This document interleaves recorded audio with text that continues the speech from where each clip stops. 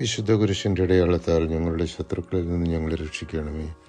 ഞങ്ങളുടെ തമ്പുരാനെ, പിതാവിൻ്റെയും പുത്രൻ്റെയും പരിശുദ്ധാത്മാവിൻ്റെയും നാമത്തിൽ ആമേൻ. തിന്മയെ നന്മ കൊണ്ട് എതിർത്ത് ദൈവാനുഗ്രഹം നേടാൻ നമ്മോട് ആഹ്വാനം ചെയ്യുന്ന വേദഭാഗമാണ് വിശുദ്ധ ലൂക്കോസിൻ്റെ സുവിശേഷം 6-ാം അധ്യായം 27-28 തിരുവചനങ്ങൾ.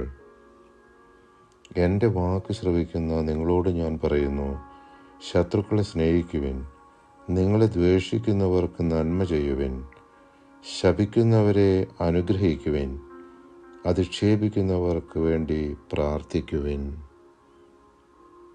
ദൈവാനുഗ്രഹത്തിനായി നമുക്ക് പ്രാർത്ഥിക്കാം.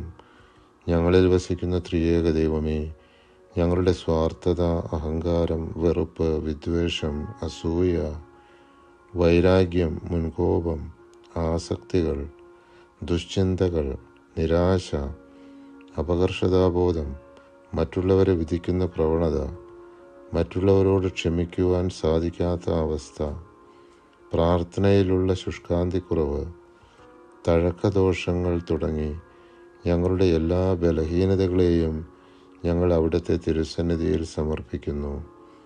അവിടുത്തെ കൃപാസമുദ്രത്തിൽ ഞങ്ങളുടെ പാപങ്ങളുടെയും കടങ്ങളുടെയും കറ കഴുകി ഞങ്ങളെ വിശുദ്ധീകരിക്കണമേ. ഞങ്ങൾക്ക് നിർമ്മലമായ ഒരു ഹൃദയം നൽകി അവിടുത്തെ അനുഗ്രഹവർഷം ഞങ്ങളിലും ഞങ്ങളുടെ കുടുംബാംഗങ്ങളിലും ചൊരിയണമേ.